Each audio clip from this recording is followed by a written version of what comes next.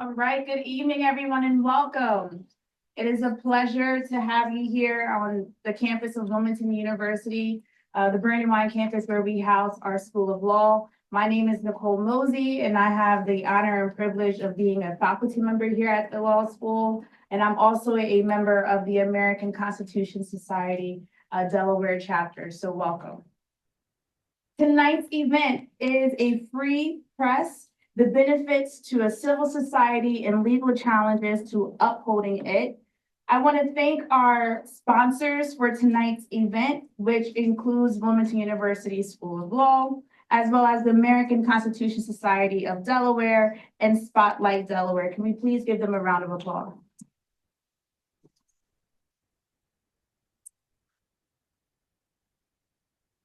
So tonight's event will feature a very robust discussion, first kicking off to highlight some of the historical framework around the press, the idea of press protections in the United States, as well as the interaction and relationship between local journalism and civic life.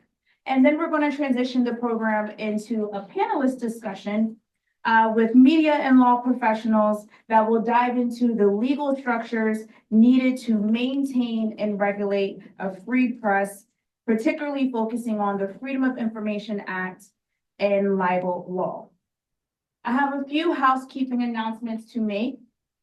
The first is that photos and videos will be taken at tonight's event. So by attending this event, both in person and virtually, you grant Spotlight Delaware, Wilmington University School of Law, as well as the American Constitution Society Delaware chapter, permission to publish or display images of you. These images may be used in archival or promotional materials. If you have any questions, feel free to talk to one of the sponsors of tonight's event. All right, so with that, it's my pleasure to get us started and to kick off by introducing our first speaker this evening, Dean Phil Closius. With over 40 years in legal education, Dean Closius serves as the Dean of Wilmington University School of Law, but previously has served as Dean and Professor at University of Baltimore School of Law and the University of Toledo College of Law. In addition, he taught at Southwestern University School of Law in California, the University of Bridgeport School of Law in Connecticut, and Ohio Northern University Petite College of Law. Dean Closius garnered experience in practicing law at several law firms before establishing a career in academia, and serves as of counsel to Silverman, Thompson, Slufkin, and White, a Maryland and Washington, D.C. based firm. He is a graduate of Columbia Law School, and he also has published extensively. Without further ado, please join me in welcoming Dean Closius. Thanks, Nicole, for the introduction. When I talk about free speech or teach it in common law too, I usually start off by saying no one's a conservative with regards to free speech, right? The most conservative person you know of would be considered a liberal anytime 20 years prior because of the way free speech has evolved. I'm not sure I can say that anymore, which I suspect is going to be something that the panels will take up. But free speech in America is a fairly recent phenomenon. And by recent, I mean within my lifetime, which for most of you means it was a long time ago. Let me do the history for you, right? Free speech starts in common law England, way back before the Revolution, where the king had the right to license papers, right? So if you wanted to start a paper in England, you had to get permission from the king, prior restraint, in order to have the paper. And in common law, the doctrine of seditious libel was widely used. So after you got permission from the king to say your paper, if you said anything bad about the king, they would just hang you for seditious libel, and everybody thought that was cool. A guy named Blackstone and John Milton, the poet, started freedom of speech at the common law with the idea of just doing away with the licensing. So the common law was comfortable with the idea of seditious libel. that the freedom of the press meant they couldn't stop you before you said it, but once you said it, you could be punished, right? That's what seditious libel means. And that carries over into the colonies, right? Yeah. Even before the First Amendment in 1791, there's talk about free speech, but it's mostly about you don't need a license to start a paper. But if you say something, you can be jailed. So that gets us to 1791. And from that tradition, they passed this amendment about Congress may not abridge the freedom of speech or of the press. And the hot issue is, well, what does that mean? And everybody agreed it meant you didn't need a license to be a media member. Everybody agreed you could just start printing, have a good time. The question is, what about this seditious libel thing? Can a newspaper publisher be jailed if he says something that puts the government in a bad light, as seditious libel was? Well, nobody quite knew until 1798, when Congress passed the Sedition Act, which made it a crime to say something critical of the Federalist government. Right? And again, just quickly, when Washington was president for 2 terms, everybody loved Washington. There was no opposition. There was nothing else. As soon as Washington decides to leave, footnote Hamilton song, right? We start breaking into 2 parties, the Federalists and the Republicans. Federalists win because Washington backs John Adams, and then they decide they hate each other, right? There's no fight like a fight between brothers. They all fought together. Now they hate each other. So one of the things the Federalists do is they make it a crime for the Republicans to say anything bad about the Democrats. That then launches academic careers forever on the issue of, is seditious libel consistent with the First Amendment in the intent of the framers? And some people say, well, look, who passed the Sedition Act? Everybody in the Congress were the same people who wrote the Constitution. So they must have thought that it was okay to get jailed for what you said. And then you have the Republicans come in, and they're Thomas Jefferson and James Madison, big names, and they're saying, we don't think that's right. But the Sedition Act, by its own terms, only lasted 3 years. It expired in 1801. But thousands of Republicans were jailed and did time. And then, tell me if you've heard this, Jefferson comes in and he pardons all the people who were convicted under the Sedition Act. So we jump then, this is why this is easy, we then jump from 1791 to 1919, and there are no cases that come to the Supreme Court on the First Amendment. Let me say that again, right? We go 128 years with no cases on the First Amendment.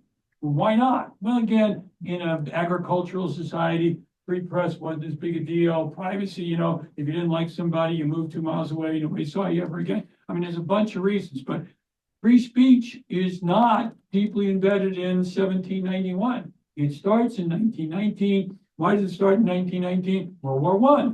What does war give? Disagreements, don't serve, anarchists. 1919 is a crazy time, and the federal government responds to, okay, you can't criticize the war, and more importantly, you can't criticize the draft.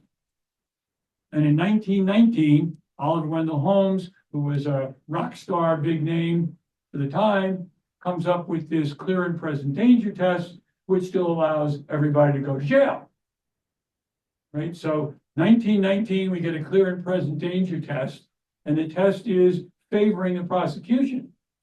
So we go from 1791 to 1919 with nothing, and then we go from 1919 with this doctrine that allows everybody to be imprisoned, even though they're criticizing the government for something. Again, they make it illegal.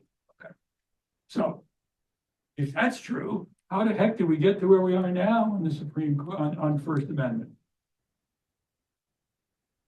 I talk about it as 5 cases that changed America.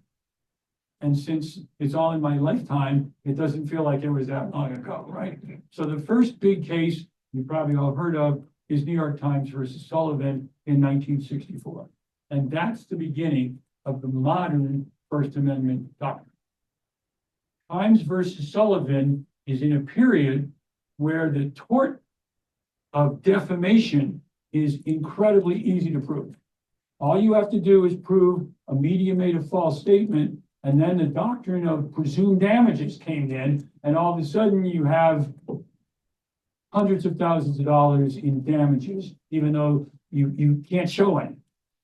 So this is a case of Times running an ad for Martin Luther King. They had like 3 inaccuracies in the article. They said they sang the Star Spangled Banner. They really sang My Country 'Tis of Thee. Meaningless falsity, but false nonetheless. And Sullivan is a sheriff down in Alabama, and he brings a lawsuit against Times, and they win. Is this true? No, it's false. Okay, let's go to presumed damages. And the jury says, sure, let's give him $300,000. Back in the day, big money. With no showing from Sullivan that anybody, that he was harmed in any way. In fact, he was probably more popular than ever because he attacked the Times, right? So off we go to the Supreme Court, and the Supreme Court says, no, the media can only be sued for defamation if you can prove that they knew it was false and published it anyway. Right? Well, again, you don't have to be a great prosecutor to know it's not easy to show what's in somebody's head, right? Did you know it was false? No. Oh, okay, I guess you win. So Times versus Sullivan throws the whole balance of defamation towards the media, where it had been incredibly favorable towards the plaintiffs. Times versus Sullivan also says, oh yeah, by the way, we think, I love this phrase, we think the judgment of history has proven that the Sedition Act was unconstitutional. I have no idea what they meant by the judgment of history. There were no cases that ever said it or took it, but didn't stop them from saying it. Okay. Case number 2, Brandenburg versus Ohio in 1969. And it's Brandenburg that takes that clear and present danger test and turns it on its head.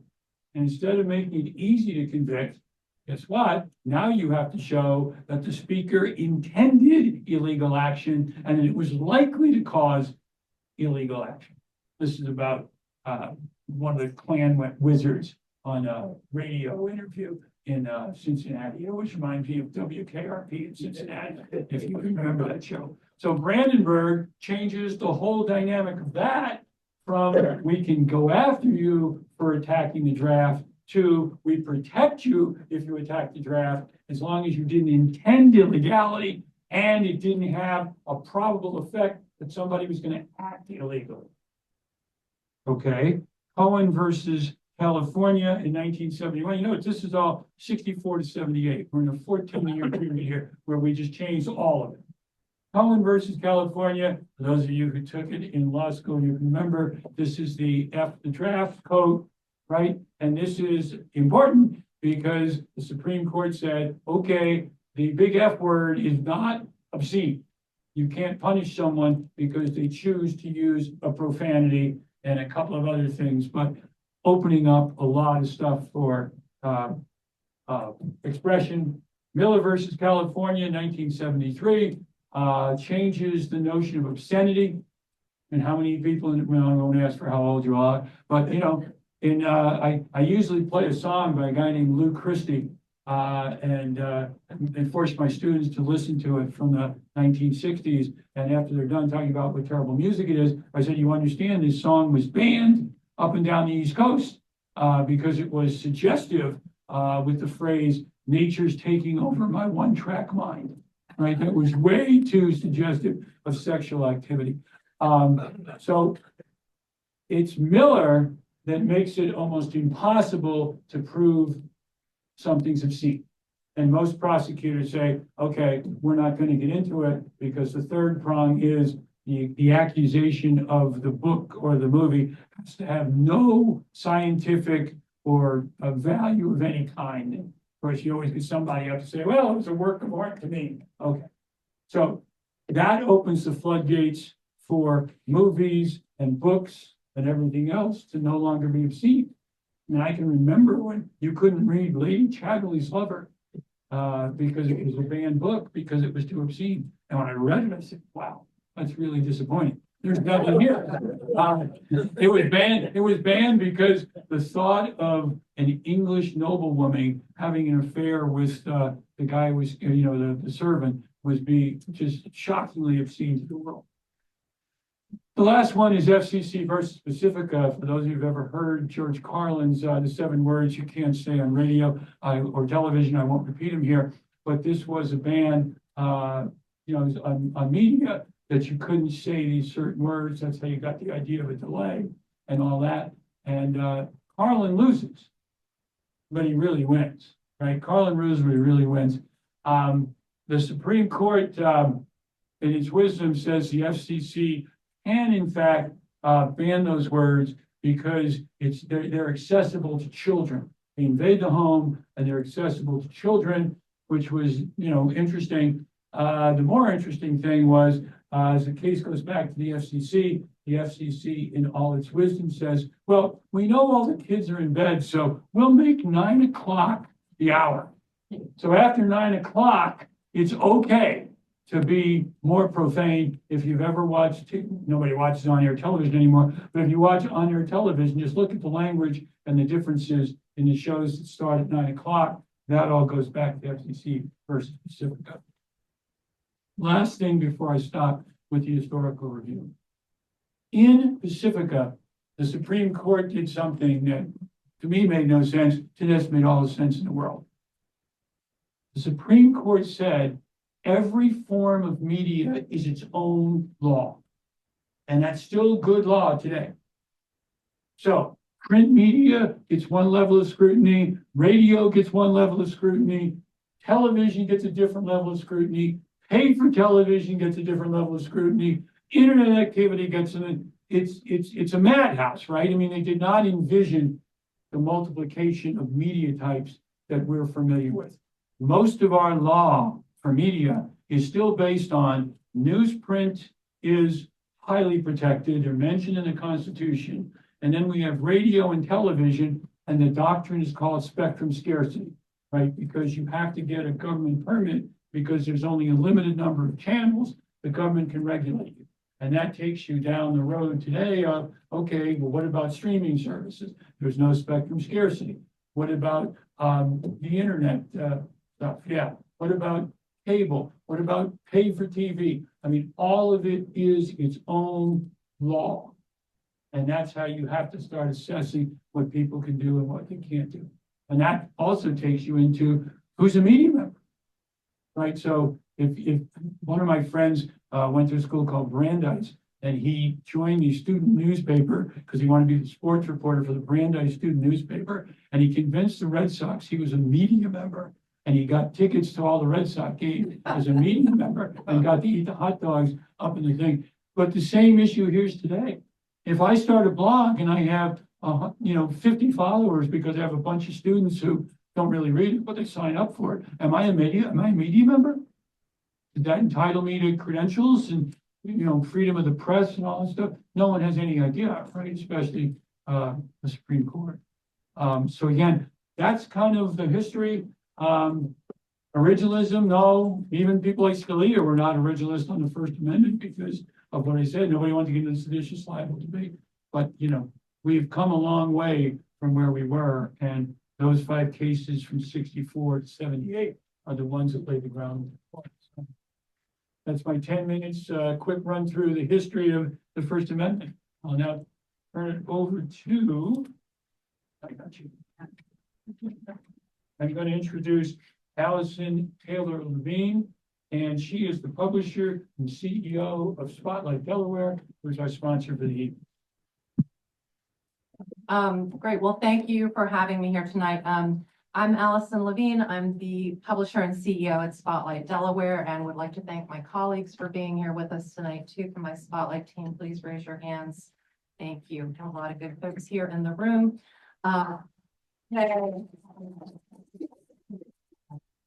Yes, these are some of the hardest working folks in the business. When we are talking about journalism and about news, a lot of us automatically go to the national news. It's somehow it's just in our DNA. I think it's also easier in some ways. There's a very clear, for all of us good versus evil. One can be good, one versus evil. I'm not saying which one is which, but we seem to kind of make the national news black and white. It tends to be B versus R. That is a lot easier for us to consume as consumers. But I want to talk today a little bit about why the national news isn't enough and why we also need to be thinking about focusing on nurturing local news and really using it in our daily lives. And I'm going to ask some of my friends in the room and probably on Zoom have heard me run through these numbers and stats before. But for the new folks, I think it's really important to understand why. Why should we care about local news? A lot of us feel sad when we, especially us older folks, when we pick up our news journal and it's a little thinner than we remember. It doesn't feel as good in our hands as it used to while we're trying to drink our coffee with it. But it's actually more than sad. It's really hurting our communities. And that I think is important for us to understand. So what actually happens when we see the loss of local news in our communities? We actually see our government become less efficient. We see taxes go up. This is all based on data and statistics, by the way. This is not just kind of gut instinct or anything. This is based on real numbers. Taxes go up in a statistically significant way.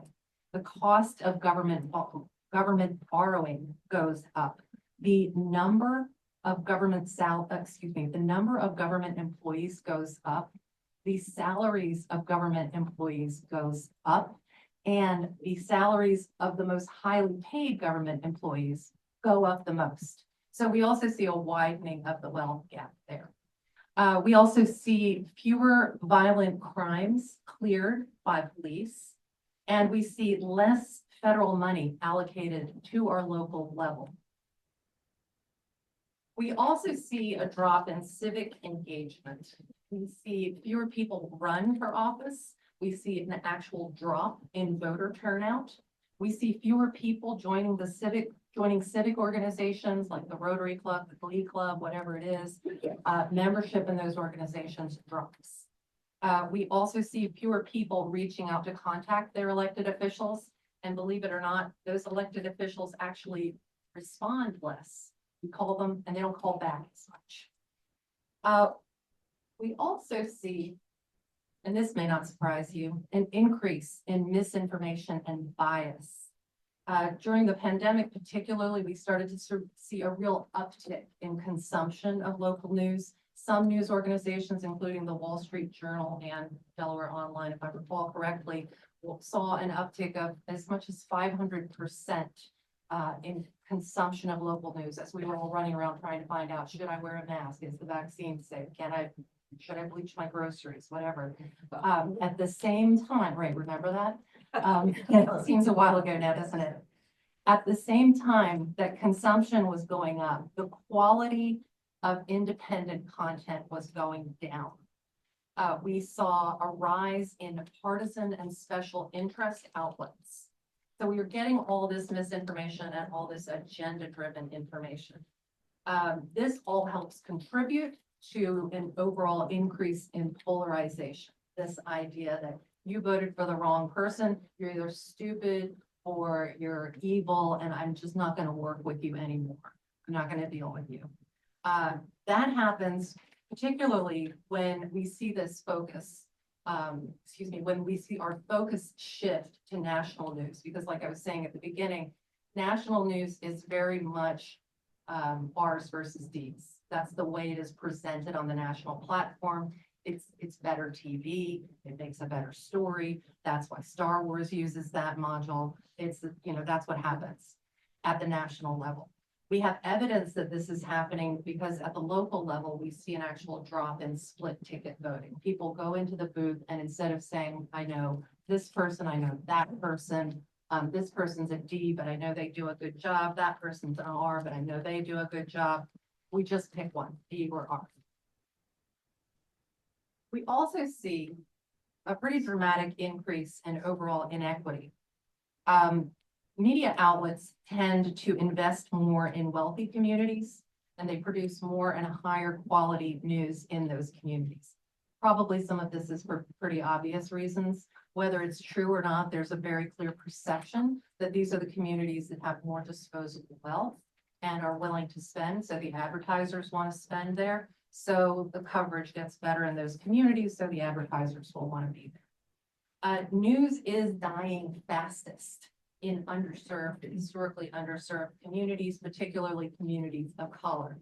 Now, that is data from a couple of years ago. I will say, I think that that is starting to shift with some of the movement toward nonprofit news models and specific initiatives to invest in media in Black and brown communities. However, that's still a challenge that we have to fight. All of this means that what we have is less local news and information being invested in local communities. These historically underserved communities therefore have less information, which gives them less opportunity to engage, less opportunity to engage in informed ways, which depletes the power of people who are already in low power situations. So local news is in trouble nationwide. Since 2014, more than 2,000 newspapers have shut down, and the majority of the remaining newspapers have been largely gutted. Some of you might have heard the term ghost newsrooms. We have quite a few of those in our area. Particularly during the pandemic, we saw closures, layoffs, furloughs, pay cuts.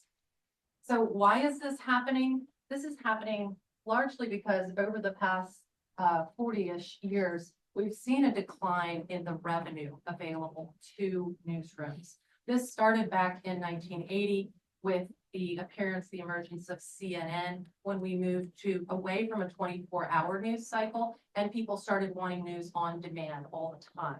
Used to be you just pick up your paper, you'd watch the 6 o'clock news. Once CNN hit, we all wanted news all the time, be the beast. In 1990 to 1999, we saw the rise of the World Wide Web. By 1999, more than 500 newspapers in the United States had an online version. 1995 to 2000, we saw the rise of Craigslist, which essentially gutted all of the classified advertising that used to be the revenue stream, one of the primary revenue streams for newsrooms. We're seeing this happening now through broader local news revenue gutting, as we've seen convergence, meaning that now that there's the internet, radio stations have to have a website, so they don't just do radio anymore. They also have to do written word, and on the website for the radio station, there also has to be video. So everybody ends up having to do a little of everything. So none of it turns out being very good. But it also costs a lot in resources to try to do all of these things. We're starting to see with, about 10 years ago, we started to see a dip in local radio news. Also, some of you might remember driving up and down Route 1, flicking back and forth between WILM and WDOV to keep up with what was going on in Lake Hall or whatever. That started to disappear, partly because of the rise of satellite radio. People started switching from listening to AM, FM radio and listening more to Sirius FM, etc. The same thing is now starting to happen to local TV news because of the rise of streaming services. It's happening in a slightly slower timeline, but we are starting to see that happen there too. So what's specifically happening with local news in Delaware? I'm going to show you some slides here with the caveat that these stars are placed in approximate places. This is what the media landscape looked like approximately in the late 1990s. The yellow stars represent the major legacy print media. So the News Journal, the Delaware, the Daily State News, the Cape Gazette, etc. The blue stars are the community pubs. Some of you might remember the Jakabcin Community News, the Milford Chronicle, etc. The red stars are the radio stations that had local content, and the green are the TV stations that had local content. So here's what it looked like in the early 2000s. Here's the late 2000s. Here's the 2010s. And here's 2020-ish. You'll see I sliced some of these stars in half because those are the newsrooms where they totally gutted the staffs. So this is about where we were around 2020 when the pandemic started. So to get into it a little bit more about what specifically is happening in Delaware, we had pardon me. At the News Journal, back in 1998, 99, there were about 110 local reporters and editors who were covering the state of Delaware. Now there are right around 20 to 30 folks who are really focused on the local level. They do have a larger staff, but most of those staff are now living out of state and or covering a regional, taking a regional approach. The Daily State News, formerly known as the Delaware State News, used to have 46 people around that same time. They're now down to about 20. That company, the Independent News Industries, which owns the Delaware State News, also used to have 3 dailies, 7 weeklies, and now they have no daily, 4 weeklies, and we think 4-ish monthlies. Sometimes those come and go. The same kinds of things happened at the Cape Gazette and the Coastal Point and at other small outlets around the state. We haven't confirmed it yet, but we are also hearing talk that the Coastal Point is now shifting to a model where they will not have full-time reporters at all, and rather they will be using part-timers and interns. Same stuff is happening in broadcast. We don't want to pick on print too much. WDEL dramatically cut its staff from a peak of 12 in 2010 down to about 6. WILM and WDOB, as I mentioned, they used to be a really important talk news source in Delaware. They eliminated all of their local news programming in 2011. Delaware Public Media and WHYY are doing some good work in the first state. They have limited reach and reach limited audiences. WVOC, WRDE, WPIB all eliminated the majority of their Delaware coverage. As people in the southern part of the state told me, the only time those folks show up now is when somebody's arm gets cut off or somebody is on fire. Otherwise, we don't hear them. Agenda-driven outlets have risen in Delaware, just as they have around the country, to try to fill some of this void. To be clear, I don't think there's anything wrong with advocacy journalism. There is a role for agenda-driven information, as long as we're clear about what that perspective is, and as long as we have some alternatives. And that's really the problem, right? We have Delaware Call, which is very openly left-wing resource, a very pro-socialist agenda. We also have Delaware Live, which is owned by Chris Kenny, the owner of the ShopRites in Delaware, and that has a very transparent or conservative leaning. So there is a place for these outlets, but the problem is that Delaware has not really had a strong source of objective, balanced news and information at the local level, and that's why we launched Spotlight Delaware. Spotlight Delaware's mission is to empower communities through through independent journalism. We are a collaborative, community-powered nonprofit newsroom. So we are a 501c3 organization. This is a little bit experimental. Nonprofit newsrooms are a new model in the United States.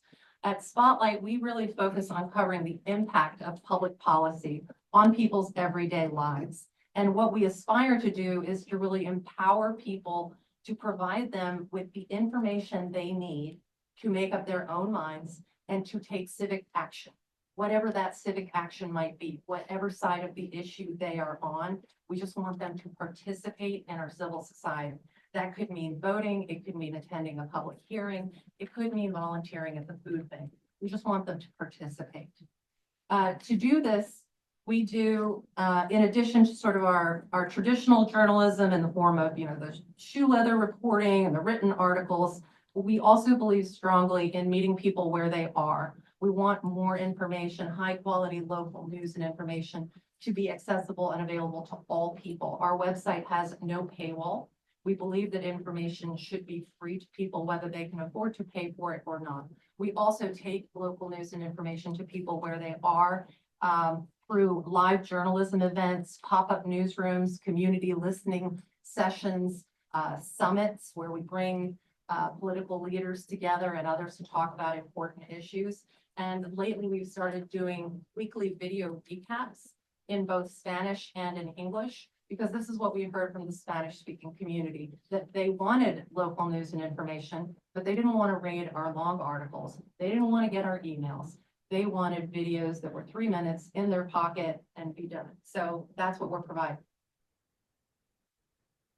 So since we launched on March 1st, we have grown to March 1st, 2024. We just celebrated our 1-year birthday. Since we launched on March 1st, we have grown to now have more than 7,600 people on our email list receiving Spotlight Delaware news every day, and about 40,000 daily visitors to our website. We have quickly become the second largest local newsroom in Delaware, which sounds really good. And in some ways it makes us a little sad because that means there are not other big newsrooms out there helping to do this work. The impact of our coverage, we're very proud of what we've been able to do already, including coverage of abuse of opioid grant dollars that had been misused and were not helping people in the way they were intended to, covering an important story about the Rehoboth Beach town manager that some of you may have seen that took hundreds of hours of work pouring through FOIA documents and uncovering information that the public did not have. We also did some coverage that resulted in the ACLU suing the city of Wilmington for allegedly stopping a protest in advance because the city didn't like what the protesters were going to say. So this is all the kind of thing that Spotlight Delaware is working on, making sure that the public has access to. However, we can't do it on our own. And that's why the third part of our mission is really about building our ecosystem. We want Delaware to have a strong local news and information ecosystem.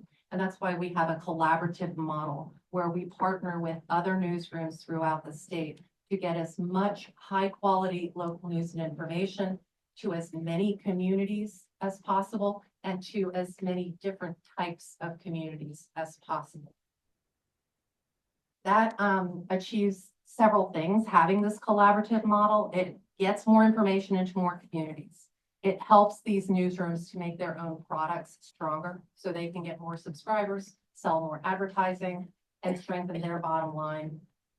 And it finally, the third piece of this is that we ask all of the editors and top-level reporters of these organizations to participate in a monthly editorial call led by Jake, so that we can all have a conversation about what are the stories our communities need that we aren't getting to, that none of us can do on our own, and how can we work together more effectively to serve our communities.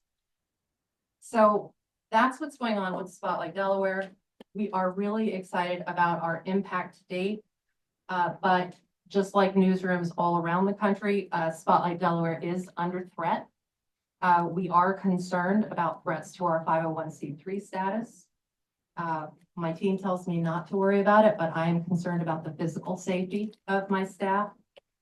We are concerned about frivolous lawsuits that are designed to put us out of business. These are the things that keep me up at night. We are worried about all of these things and more, and that is why I'm really grateful to be here to listen to and learn from this panel of experts today. And to lead that conversation, I want to invite Jake Owens, our editor-in-chief, up to the panel. All right. Well, thank you so much for everybody's time and attention this evening and being here with us. I want to bring up a very esteemed panel that we have with us today, very accomplished in their own right, and I'm excited to have this conversation with them. And I'm going to start with my good friend Vikram Bhagat, a graduate of AI DuPont High School and Stanford University, as well as the Columbia Law School.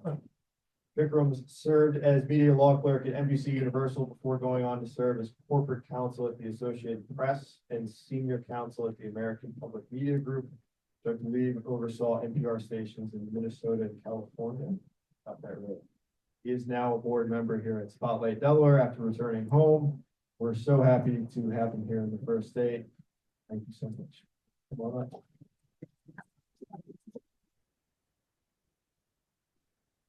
Next, I've got Ralph Dirk Durstein, a graduate of Lafayette College, Penn State Dickinson Law. He serves as the Deputy Attorney General in the Delaware Department of Justice, where he's currently a part-time consulting attorney working on the impact environmental litigation. He's previously served as the head of the environmental unit. He was part of the team that drafted the original Sunshine Law in Delaware and has worked to handle FOIA appeals that come to the state.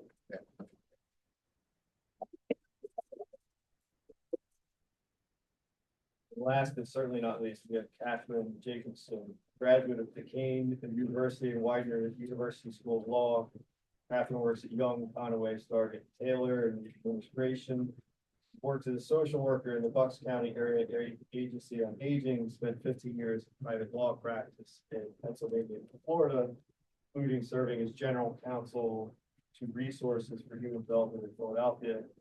She regularly engages in adult legal and civic education and is currently a board member at the ACLU of Delaware and serves as the national affiliate board member.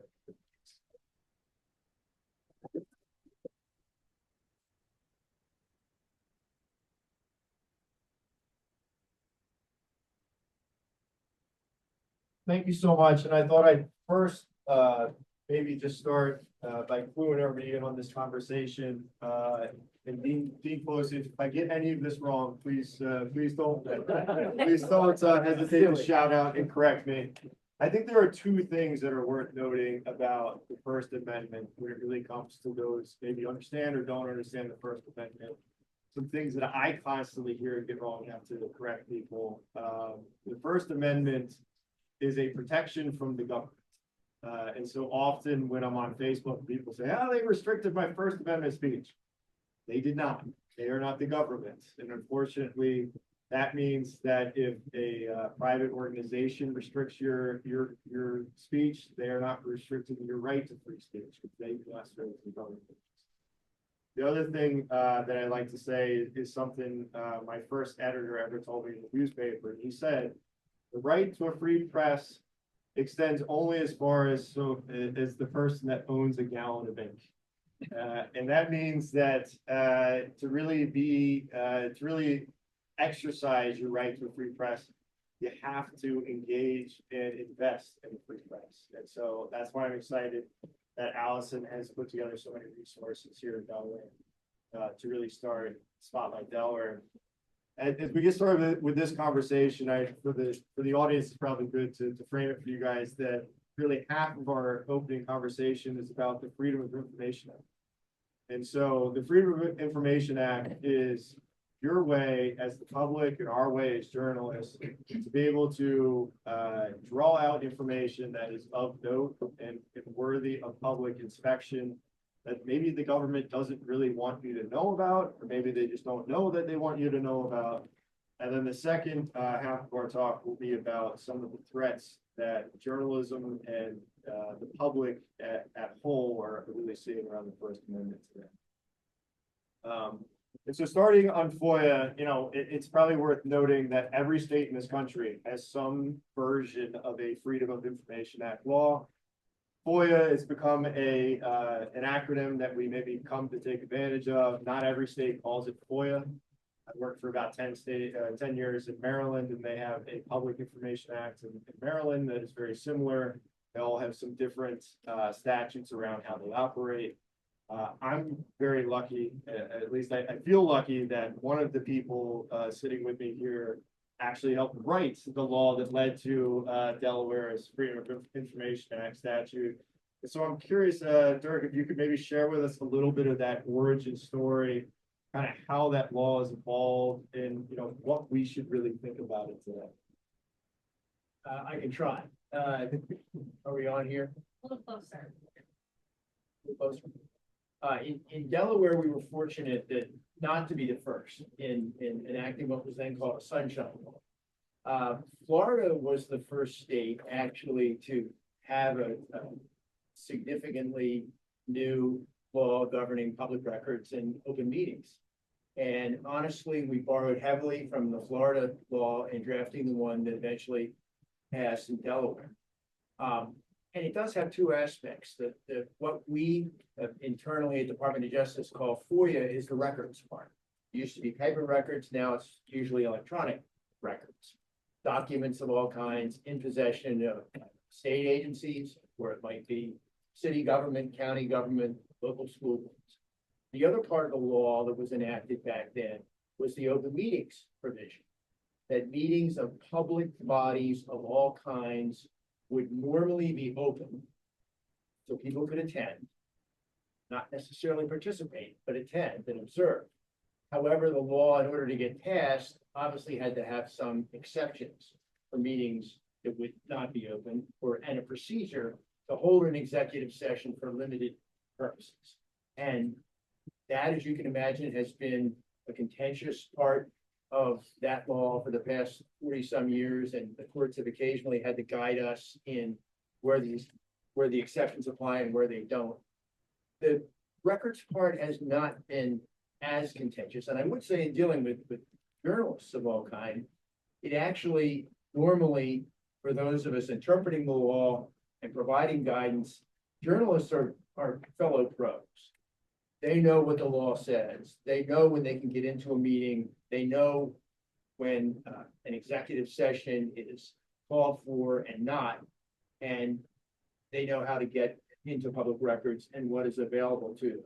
But we also deal with the public, and often people are surprised that certain things, kinds of documents are off limits, certain kinds of meetings are not accessible to the public.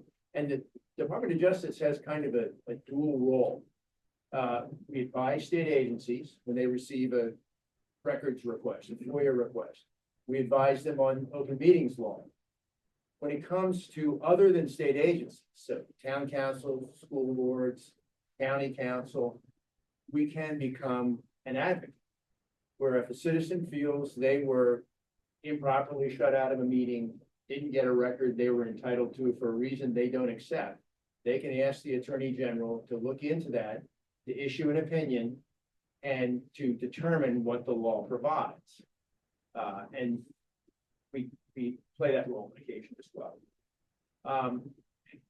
The final thing I'll say about the law that I helped draft is as a lawyer, years later, I occasionally was involved in appearing before a court having to defend that law or interpret that law. And there are many times I regretted some decisions we made in the wording of that law that made life a lot harder for everybody, probably courts concerned. The other thing is sometimes in court on a statute, you can argue about the legislative history. What is the meaning behind the words that actually appear in the statute? What was the intent of the drafters? And as one of the drafters, of course, I could speak to the intent, but legislative history doesn't really work that way. You don't get to editorialize decades later as to what Common Cause and the legislators that sponsored the original Sunshine Bill intended. I wish I could have, but unfortunately, it has to be in a record, and that record in Delaware was kind of sparse. But the law at least says that it is to be interpreted in a way that champions the interests of the person, citizen, journalist seeking a record, and also in terms of trying to open a meeting if at all possible and narrowing the scope of the exceptions. And curious as well on that point, because correct me if I'm wrong, it was several decades ago, obviously, when the original law was written. What was the impetus for that? Because obviously there was a feeling that the government wasn't transparent enough for the public's interest. Well, I think journalists get a lot of credit. You're welcome. In all seriousness, I think that there were times when members of the media, but also citizens, couldn't get into what they thought should be a public meeting. And a decision was made by, a school board or a town, even the state on occasion, where people felt they should be involved. Or there wasn't notice of the meeting, so no one knew the meeting was going to take place, or there weren't minutes kept of a meeting. And that had been an ongoing problem, and it was kind of a catch as catch can. Some towns, school boards, county groups were very good, had rules, had notice published, and people could access. And same thing with records, but it was spotty, it was inconsistent, and there was no law governing all of that. At the same time, the states were getting involved in this. The federal government was also passing a meetings and records law, and there was kind of a synergy at that point. I think that All this was happening at once. It was a decade past Watergate, but there was still some of that ill feeling about government and government secrecy. And that carried over into these laws, which were enacted for the most part in the 1980s. And I think that that's maybe a good point. Kathryn, one of the things that, you know, and this is something that I've really come to understand the more that I've become a student of Dirk and his staff's opinions on the appeals, is that, you know, FOIA is not just a tool for journalists. It's really a tool for the public, okay? And we benefit as a member of the public for the statute, but I'm wondering if you could maybe share a little bit in terms of everyday citizens, how they benefit or maybe use FOIA to their advantage in terms of school board meetings and in local town council meetings, and you know why it should matter to them. Sure. I'm a big believer in, as Allison went into some detail about the importance of local news. I'm not sure that very, very many people take advantage of FOIA individually, but they do benefit from journalists being able to access information for local news. I've often said that journalism is about taking the school board meeting and making it interesting enough that people want to read about it. That's the professionalism of being a journalist, knowing what's important and writing or presenting the information in such a way that people get information that they need, even if they don't know they want it, because it's important. A vibrant, vigorous, probing press is as necessary in the local endeavor, local sphere, as it is in the national sphere, perhaps more so. It's so much easier to turn away from, well, the dispute or the problems we were having recently, and still discussions about the cost of energy and how that, whether or not that has to do with clean energy initiatives in Delaware. And that's not something people wake up and think they want to hear about, but it's vital. It's vital to being a society.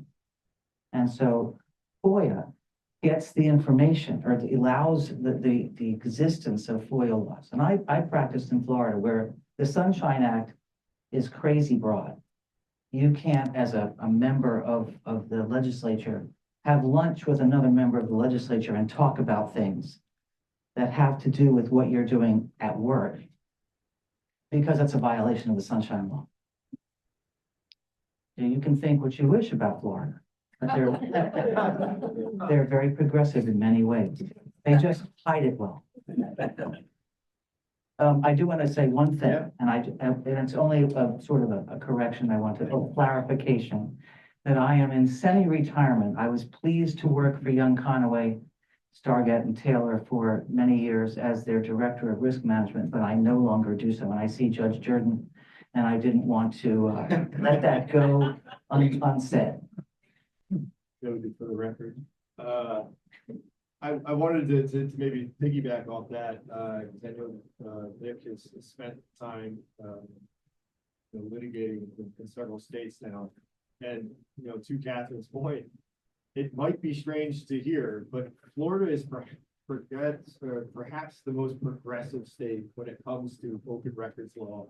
In fact, the Associated Press, which Nick was involved with some years ago, is I was looking this up to prep for this panel, and about a decade or so ago, they did a project in which they filed FOIA requests to every state house in the country, all 50 state house, and asked for a week's worth of emails from legislators. Their state house leader, their governor, whoever it was.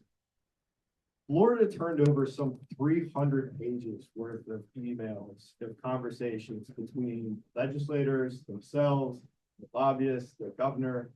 Delaware turned out 0 pages. And in fact, Delaware has a specifically, and not to dog on Delaware, because there are many states that have this exemption. But Delaware has a very specific exemption that any state lawmaker does not have to turn over communications. between themselves, their colleagues, their constituents. And so just for the record, I think it's important to note that not every state does it that way. And so I'm kind of curious to hear, Dick, your experience kind of working with open records laws in other states. I know California has a very different record than we. Yeah, I think, you know, like any statute, much of FOIA is procedural. So I think in Delaware, it's 15 business days the government has to respond by. In California, it's 10 business days. In Minnesota, there's no, they never. So, and keep in mind, they don't have to produce anything, just maybe a response saying, we're going to produce nothing, produce, you know, exemption, et cetera. So I think, you know, as Dirk was saying, the sort of baseline is that public, including journalists, are entitled to see documents subject to certain reasonable exceptions. And I think unfortunately in many states, you know, the exceptions have started to swallow the rule. So in civil litigation, the whole concept of discovery is that both for the system to work, both sides deserve access to the other side's documents, subject to certain exceptions that are reasonable, like attorney-client privilege, attorney work product. The problem, I think, with FOIA is that I'll admit I get confused reading FOIA statutes, so I can't even imagine what non-lawyers must go through. And very often, unfortunately, FOIA administrators in various states are not even themselves lawyers, and then they have to kick it to the AG office or the city attorney or the whatever. And many of those attorneys aren't even specialists in media or FOIA. They have lots of stuff on their plate. So I do think that just generally the FOIA system has become overly cumbersome and just not workable for the majority of people. And, you know, like you were saying, it's intended for the general public who aren't lawyers, who aren't journalists. And if journalists have a problem accessing stuff through FOIA, if lawyers have a problem accessing stuff through FOIA, you can only imagine what a non-lawyer, non-journalist, average citizen would think when they're confronted with the FOIA statute. So.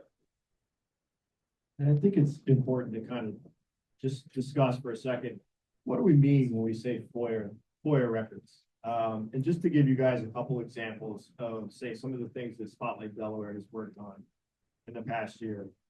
FOIA records mean we see something in the news, something that maybe you and I both understand doesn't smell right. Something about it needs more explanation. Perhaps the governor or the lieutenant governor or a mayor tells us something that just doesn't seem quite right. We have the ability to go in and look for memos. We have the ability to go in and look for emails that help to explain what were they actually telling their inner circle. So if you told us that we shut down that protest because we thought that there was a threat against the city's public safety, that's a legitimate reason, and I might trust that.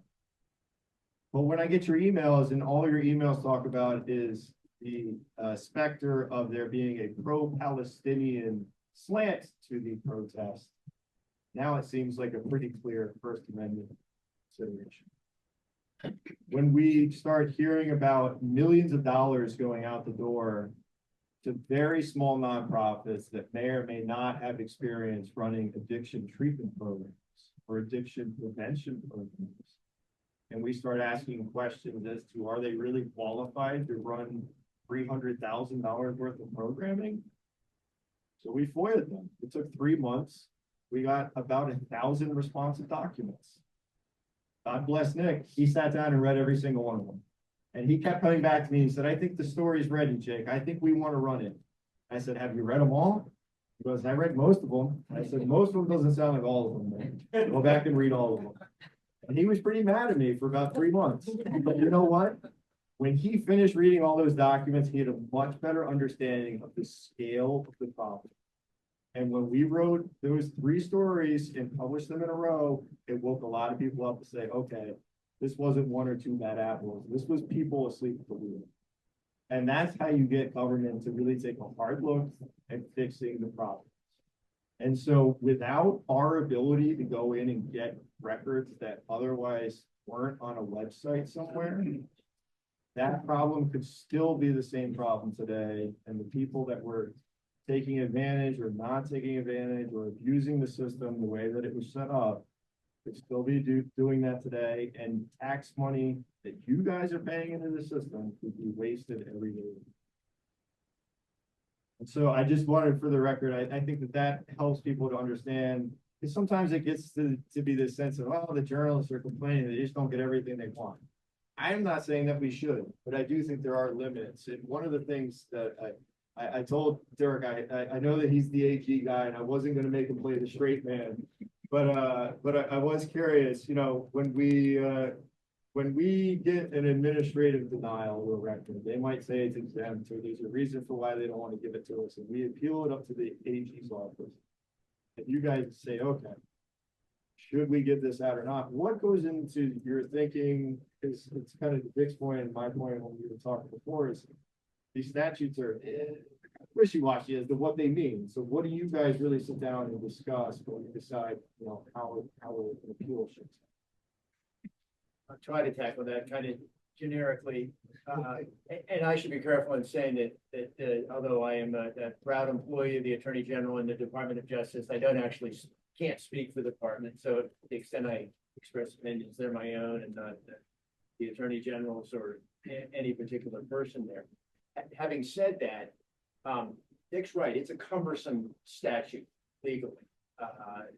The records portion and the open meetings portion now have so many exceptions that can be very difficult to navigate. And sometimes there's a threshold problem of, is this a public record or is this a public body? So we sometimes navigate those difficulties.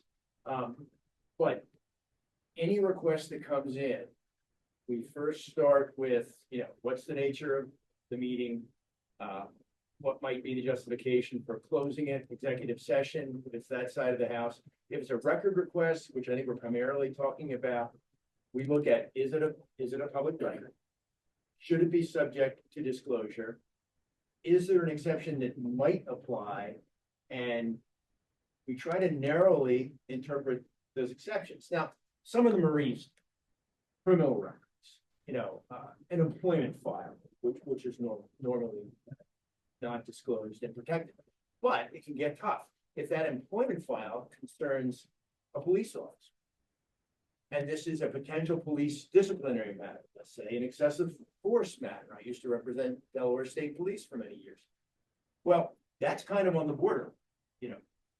Most employees, private and most public employees, if they have some kind of problem at work or in their job, and there's discipline or there's a hearing, that is confidential unless they choose to make it public. But increasingly for public officials, and certainly for those most in the public eye, like cops, firefighters, and so forth, the public clearly has an interest. And we have to look at each individual case in terms of what can potentially be disclosed. Now, I will say, while the statute is cumbersome from a legal perspective, one huge benefit today that we did not have 40 years ago is that almost all the documents we're talking about are electronic. And that's an advantage in so many ways. We can use search terms. We can sometimes negotiate with the requester. What search terms would you like to best pick out the documents that you need among the thousands that may exist? It's also much more likely that the document, once pinpointed, will exist. Whereas with paper documents, we always had the fear that they'd be burned or shredded or thrown away. One copy gone, no backup.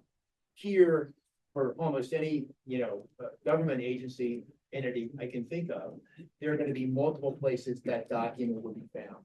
Backups, hard drives, in the cloud, and so forth. So we can be confident the document exists. We can look at the document and make that interpretation.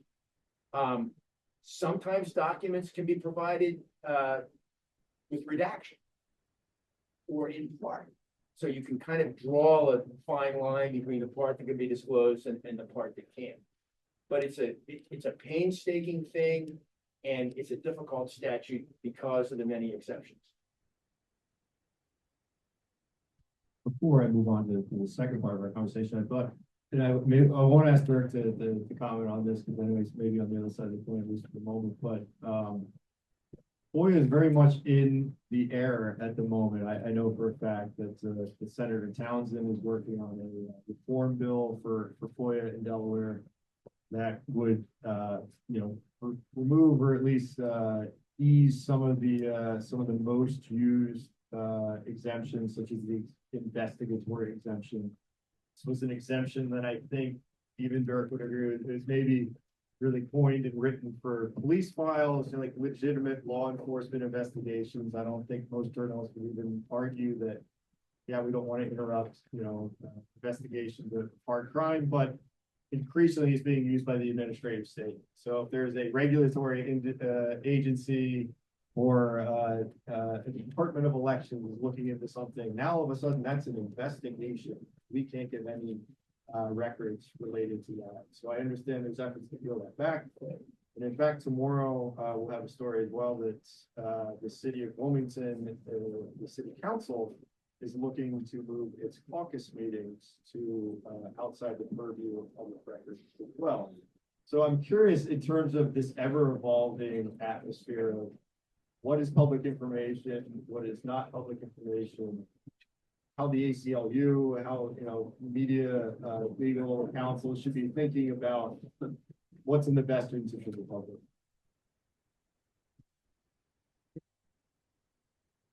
Well, my little CYA speech is, I am not the ACLU. I am on their board, and it's a great pleasure of mine and honor to be so. But I can say that the ACLU generally is in favor of transparency at every level and information of the general public. So anything that gets in the way of that, that shields information from transparency or gets between people and the information they need, whether that's through journalists or individually, I know that the ACLU would be opposed to that. That includes, I know we may get to that later, the issue of libel and fear of what that all means. And the New York Times versus Sullivan case that the dean that just talked about, I would clarify one point, and that is it's not so bad. Yes, it's hard to prove what somebody believes. It's libel, actual malice requires, however, that either you know it's false or that you have been reckless or recklessly disregarded whether it was false or not. So someone may say, I don't think it's false. I don't know it's false, but what did you do to find out? So that protects the public so that I think New York Times versus Sullivan is under attack. There are at least 2 Supreme Court justices who have voiced their opinion that it needs to be reconsidered and changed. And I think that would be very dangerous for the media. And basically, newspapers, radio stations, the media in general broadly, and I don't know how it's going to apply to streaming services and all the, I just want to say, I have been involved in various arts organizations and stuff. And the more ways there are to communicate, the harder it is to communicate. I don't know if you all find that. It's like, okay, there's like 16,000 ways now to do anything, and it's more difficult.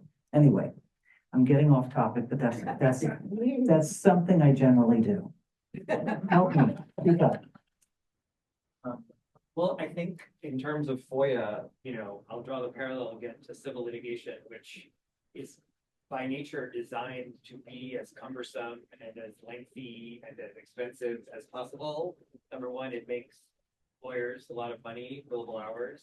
And number 2, it discourages people from filing suits and encourages people to settle if they just get sick of it. I don't think that's the approach that should be used for FOIA. I think FOIA should be as simple as possible, because neither the government has the time or the money to waste on going back and forth with appeals and whatnot, nor do media organizations have the time or money to go back and forth with appeals and whatnot. So I think the approach should be very different than the litigation approach, even though I think very often in FOIA, the government and media organization or the general public kind of see themselves as litigants and we're like gonna fight this out. Simple and clear, I would say, so that people understand what it is they have a right to before they go through the process of trying to get it right, trying to get the information, and then having to file suit in order to do so. And the same litigation problem exists in the libel sphere as well. ABC settled rather than going through, and this does not bode well for our society. I'm focusing more here on local news, but we as a nation need as much information, truthful information, not fake news.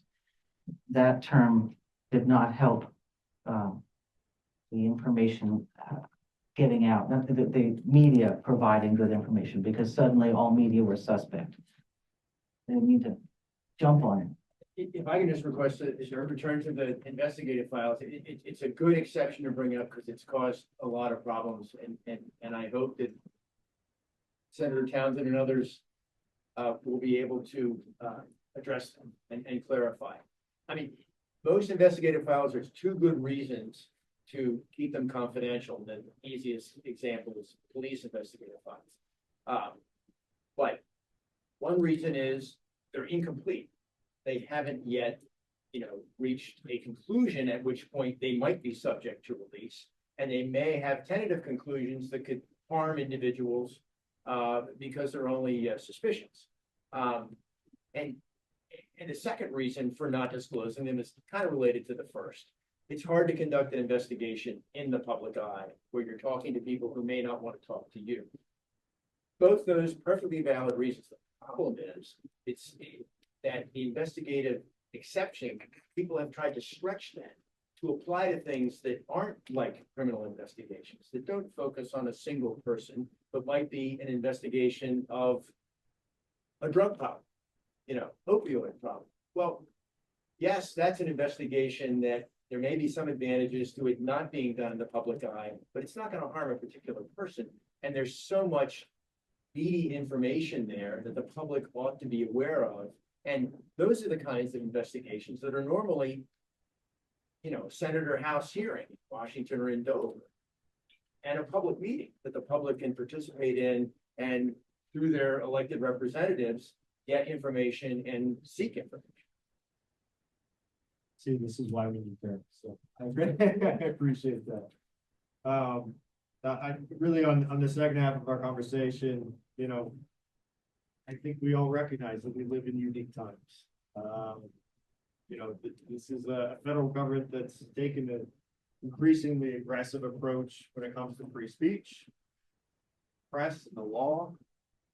Look in particular, the First Amendment's being squeezed by the White House, the Associated Press, revoking its access to the White House over its decision to continue using the Gulf of Mexico as a reference of all things, to deporting Mahmoud Khalil for his protest activities at Columbia. So I'm curious, and really, I'm going to leave this as more free form for you guys. What in this moment where you could be worried about 8 different things in any given second, what keeps you up at night in the current climate, and what should we be thinking about most urgently when it comes to that right to free speech?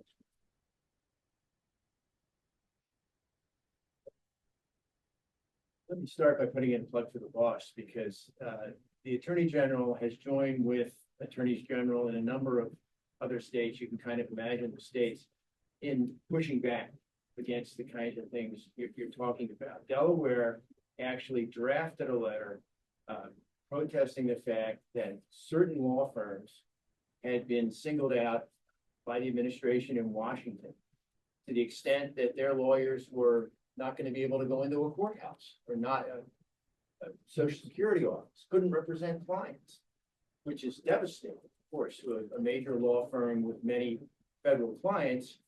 And there's been pushback on that.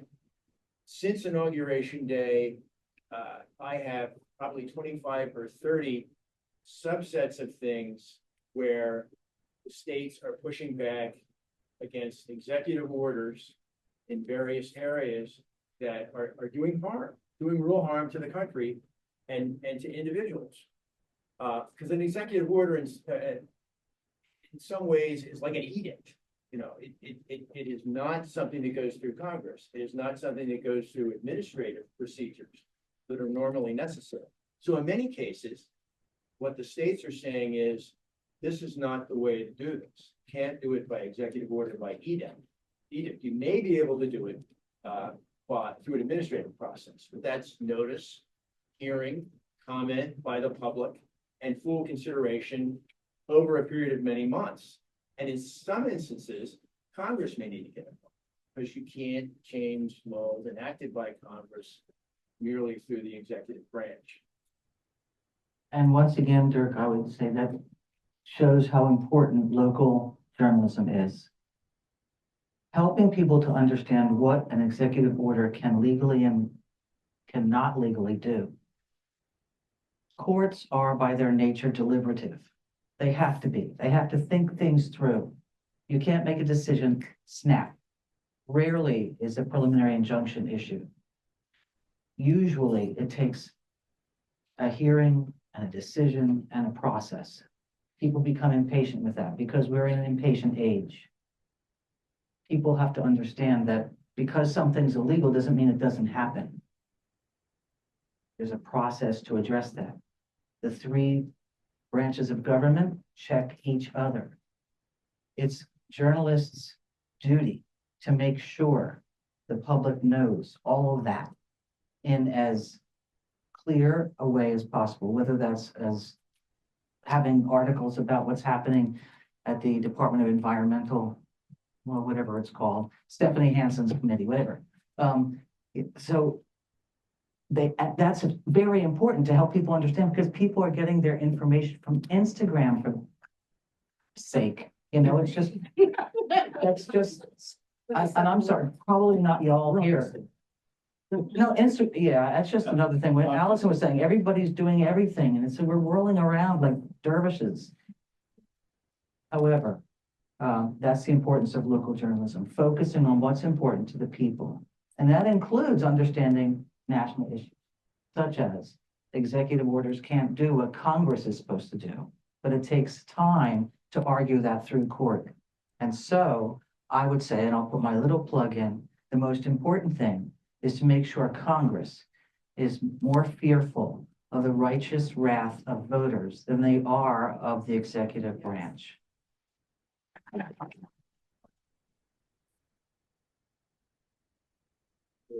Well, I think what's interesting is that I think some of the worst things about the legal profession are now some of the best things. You know, people complain, courts take too long, and judges take too long, and nothing ever changes, and, you know. And I think in a moment where some things are trying to be changed very rapidly, that kind of slowness is actually a good thing. You know, I've always thought that term activist judge was sort of an oxymoron because I think most judges have a deeply conservative view of the world. I don't mean politically, I just mean stare decisis, don't change, you know, which I think right now is a good thing. So, you know, if certain lawyers from certain firms have always been allowed to access government buildings, why should they not suddenly be able to do that? I guess my concern is probably what you guys already thinking we're going to say, but you know, we witnessed kind of this weaponization of the federal government in ways that are really squeezing big law. Skadden Arps, Paul Weiss, Milbank, they're lining up. They're saying we'd rather just settle and survive for 3.5 more years and see what the next administration brings us than really push forward. And that's when we talk about who are going to be the defenders of First Amendment rights. These are often the people defending it. Even the ACLU needs some additional counsel help along the way. But you know, I think about that, and I think about there's an abdication on one hand from big law. In some ways, there's an abdication from big media. look at Paramount folding and, deciding to settle its 60 Minutes case. You look at ABC folding and settling its Stephanopoulos case. These are both cases that theoretically could have been saved by Sullivan, v. Times, but there's also that, back of the mind, outstanding the risk of, would this Supreme Court overturn Sullivan? They've already overturned, Roe v. Wade. Could they undo the one thing that helps protect newspapers today? And I guess make me feel better about my future here. Lawyers don't seem to be lining up to protect us. The big media companies aren't doing a lot to defend the moment. I was told, I think in the prep call, trust the courts. They're meant to really grind the process down and slow things down. It's not just, mention the role of the state attorneys general, and there's 20 or 21 states that are involved in that, including some big ones with huge staffs, much more than we have in Delaware. But there's also NGOs. There's a lot of NGO organizations. I'm most familiar with those in the environmental area, but there are many across many areas of government that have been impacted by these executive orders. There are also labor unions, federal employee labor unions that have taken up the cause for people that have been laid off, for people that are going to be riffed, or people that had to talk about a fork in the road. So that's encouraging. On the other side, it would be good to have bigger law firms, pro bono departments on board to help out. And there are plenty of law firms around the country, issue-oriented, who are going to stay in the fight and contribute to it. So that part to me is encouraging. The other thing to keep in mind is that the federal government is in a state of huge flux right now.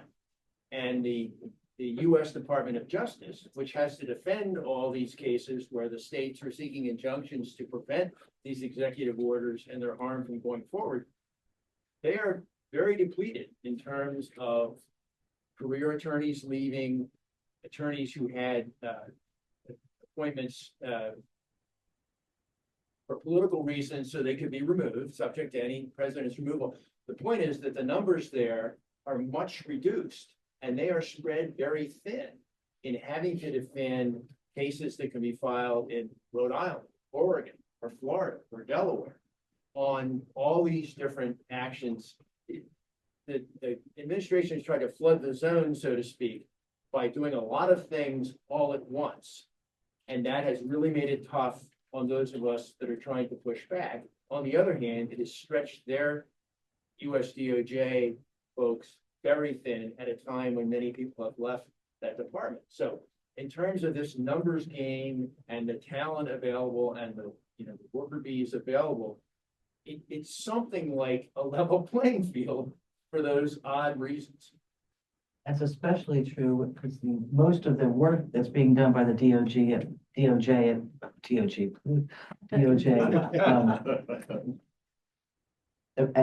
present is that portion, the civil department, the civil side, and they have suffered the greatest loss of attorneys in the U.S. attorneys in the Department of Justice.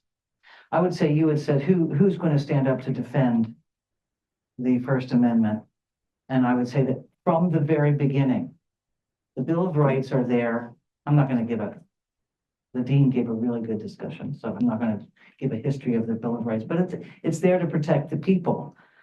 When the Constitution was written, there was a group of people who thought they didn't need that because the Constitution contained everything we need.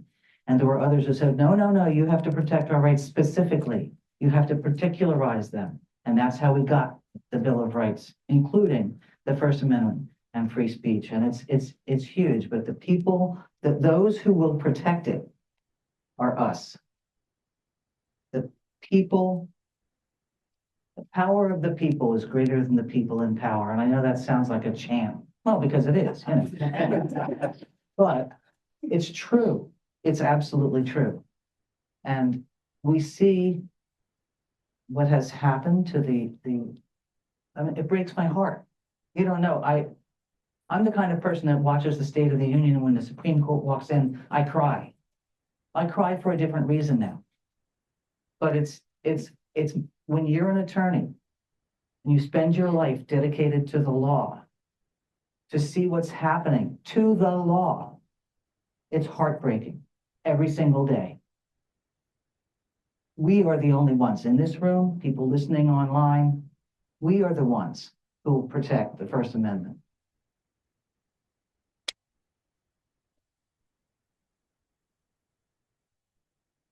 I'm on fire, though. Well, I think, you know, there was a lot of talk, there still is about rule of law, at the end of the rule of law and all that stuff. And frankly, unless you're a lawyer, nobody cares. But I think now people are seeing the practical implications of what that means, you know, not just some sort of theoretical idea. And I think the more people see what practical implications of what that means, whether it means people get off or people losing rights or people, you know, whatever it is, people will start to get it. And I don't think that just sort of, you know, talking abstractly about the rule of law and how it's important really like gets you there. I think now when people are seeing that, okay, well, this is going to impact me on a daily basis, that will get people more interested. It chills me to the bone that one of the many groups that have been formed in response to the executive orders is one that is dealing with the issue of what if we get the rulings we want from the courts, injunctions and so forth, and the administration, the president, fails to obey them. And there's been some suggestion this could happen. And I do not have an easy answer for that. This group is working under, you know, a potentially desperate situation that might face the states in terms of, you know, do you send the U.S. Marshals in? But my thought on that is when we see, as this past weekend, people coming out all over the country in all 50 states, pushing back on a lot of these measures, I think that sends a very important message too. And politicians are good at heeding mass demonstrations, and they read the polls and they see how people feel about these things. But I'm afraid that while the rule of law, as Vic says, is critical, when we have someone threatening to disregard the rule of law and the rulings of judges and courts, the role of the people becomes that much more important to safeguard these institutions. Thank you so much. We have such a great panel up here. Anybody have a question? I do have a question from online. And my folks from online, if you have other questions, please use the Q&A function on Zoom to submit your questions. All right, so this question is from Betsy Renzo, who asks, my understanding is that the FCC's directive is to protect the public interest when it comes to news. Thinking about news sources that are primarily entertainment, like Fox News, that deliberately mislead the people with lies and half-truths, claiming to be, quote, news. I wonder why the FCC hasn't stepped in to regulate, and can we compel them? The name news is really dangerous in their case, and clearly they aren't upholding journalistic integrity. And if there's, I guess, a left news agency that's doing the same thing, you know, they should be regulated too. So thoughts on that? Well, first of all, the FCC is primarily a regulatory body that licenses radio and TV stations across the country. They classify radio stations or TV stations either commercial or non-commercial educational stations, which don't run commercials, but you know are allowed to acknowledge underwriting. Those non-commercial radio stations and TV stations, or NCE, are what form the network that is programmed by NPR. Yes.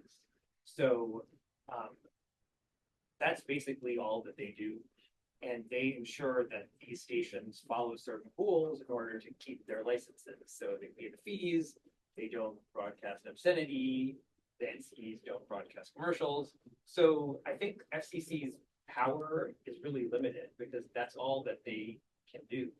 In terms of content and viewpoint, and you know, like Fox News is not a radio station or a TV station. I'm sure Fox Corporation owns radio and TV stations and owns licenses that can be, affected by the FCC.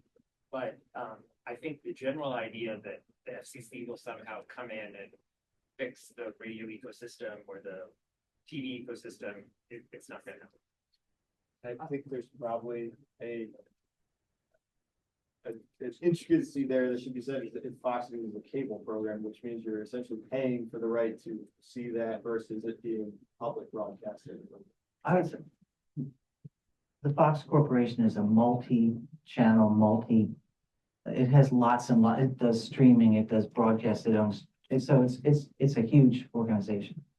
But I fall back again to the person's question. Shouldn't something be done? Yes. You should curate your own news intake. You should get reliable sources and read and watch, or I read, so, that's my bias, but however you digest your news, make sure the source is reliable. Don't just watch one or read or listen to one. Read and listen and watch more than one. Find a reliable source to double check. It's worth the time because we're the only ones who can protect it. And I would say, be careful what you wish for in terms of the FCC. As a strong supporter of the First Amendment, I'm not sure I want a federal government agency regulating the content of the news. That's, I think as has been said, it's something we all have to try to do and police and push back on. And they can't because it violates First Amendment. I have a question for you to bring it back to the more local issues. And I hope we should all be concerned about imperial presidents, whether they're Republicans or Democrats. So that's an aside. But as Senator Townsend is looking at this opening up of government, people may not know that when the Senate votes on bills, you can't get the results for the committee votes. They do not make their committee votes public. That is so simple to do. When the Senate votes in committee, they do not vote in committee. They walk off, chit chat, figure it out later. That is a standard practice. That is hardly sunshine on the process. The House is different. So you can't say, well, the House does it the same way. The House doesn't do it the same way. So Senator Townsend should look at that, and they should also open up their emails to FOIA, the cabinet secretaries, the department heads, the guy at VelDOT is subject to FOIA, so should legislators, and I say that as a former legislator. So Senator Townsend should focus on that. Doesn't get the headlines. That's fair enough, and that is a Senate rule and regulation they pass every December. And in fact, that regulation was brought up this past December. Well, that's beside the point. Put the spotlight on it. When I see reporters say that, Jake, it's the thing, that's what they do. Don't worry about it. It's a simple majority vote. Put the spotlight on it. If he's going to put a police officer in jeopardy for something he may have done wrong or not, they can put themselves under the sunshine. Thank you. I appreciate it. Matt? I was old enough that older than Jake was a journalist before 2001. And before then, FOIA was fairly easy. Ashcroft in October of 2001 put out a memo basically saying, deny everything will back you up. And nothing has changed since then.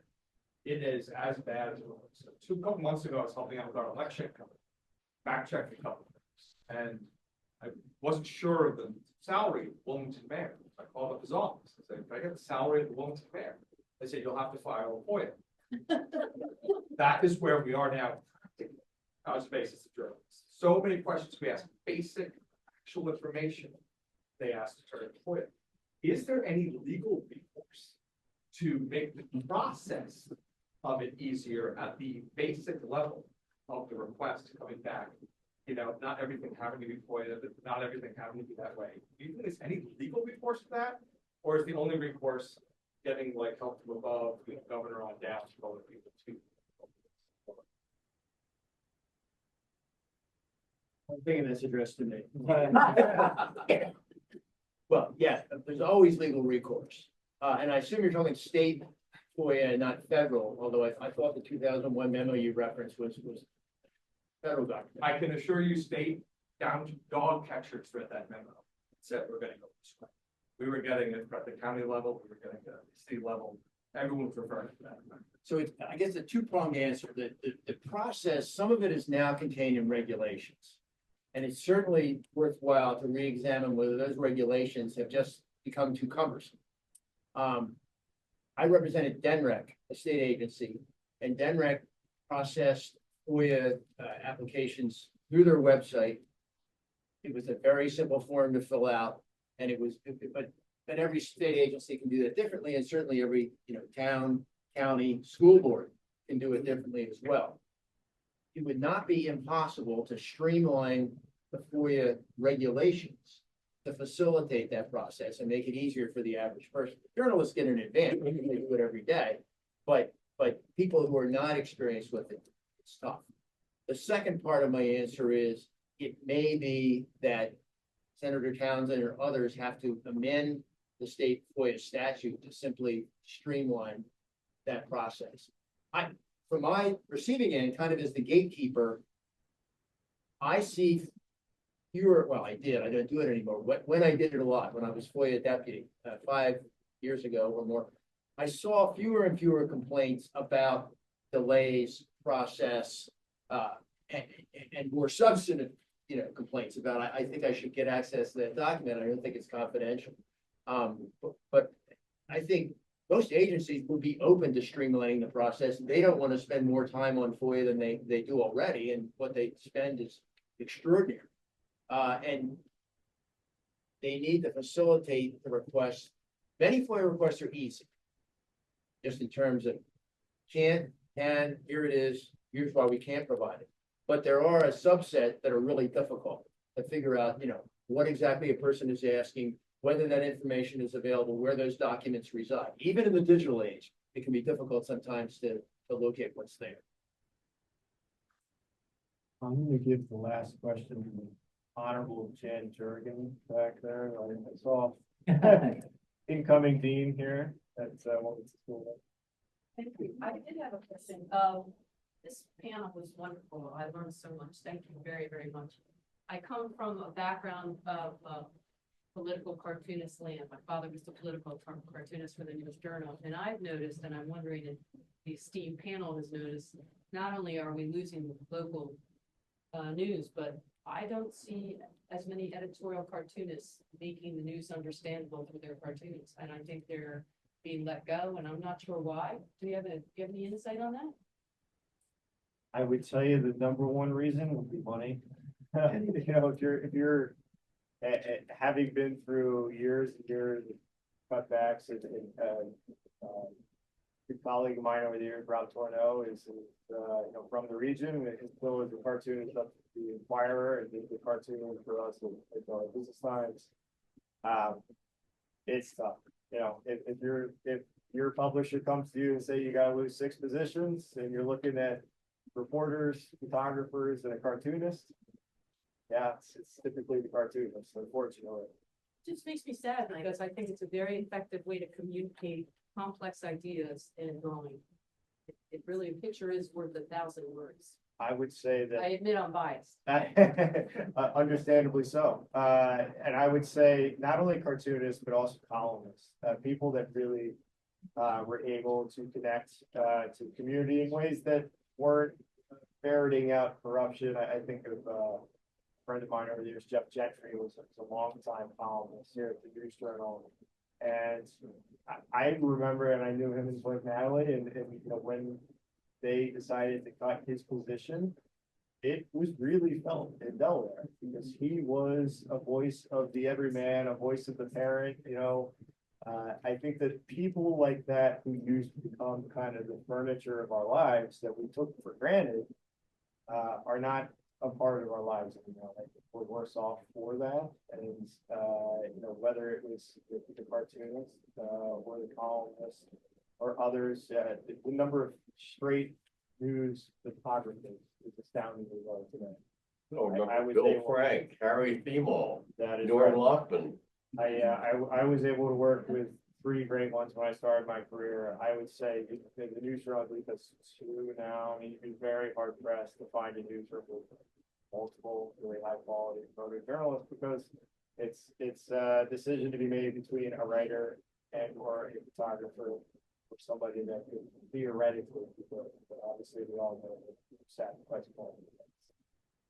If I may, I think that individuals like that really do keep public officials in line. When I was a very young prosecutor many years ago, one of the things we dreaded was showing up in a Ralph Moyet and something wrong, or Jack Jordan making gentle fun of us in a cartoon, and he was gentle, but you didn't want to stand out that way as a brand new practicing attorney, for the first Well, time. who was the guy that called Ruth Ann Minner Ann B? And the other point is that to local journalism, when I started, we had Tom Greer, who was a courthouse reporter for the News Journal, who I quickly learned as a young prosecutor knew more about the court system than almost anybody. And if you wanted to know how your case would try to a jury, you could ask Tom Greer if he would sit in for a little bit and he would tell you, and he was usually right. And that, there was a give and take there. But I think knowing that everything that happened in the courthouse, because Tom had infinite sources among the bailiffs and the clerks and so forth, everything would be reported, everything would come out. So if you really screwed up, or if you did something wrong, it was potentially going to be reported. And that's the way we ought to be practicing. We ought not to be, living in a world where we think that our conduct will never be monitored. Which is exactly to my publisher and CEO's point about the importance of local journalism. I think she said it in the opening, but we clear more violent crimes. We have lower taxes. We have more responsive government when people not only read local news, but support local news. And so I would therefore strongly suggest you not only support Spotlight Delaware, but whatever local media you find is the best voice for you and your family with that. All right, can we please give a round of applause for our community?